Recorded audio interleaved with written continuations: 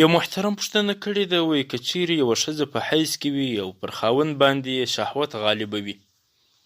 نو د خپلې ښځې پر بعضې اندامو باندې ځان انزالولی شي که نه؟ نو محترمه، د مسئلې تفصیل دا دی که چیرې دغه سړی پر ګناه باندې بیریږي چې یو ګناه به راڅخه صادر سي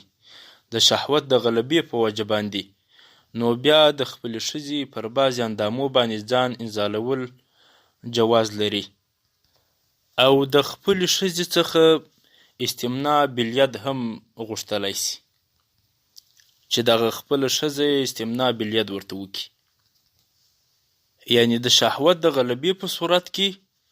ښځه کولی سي چې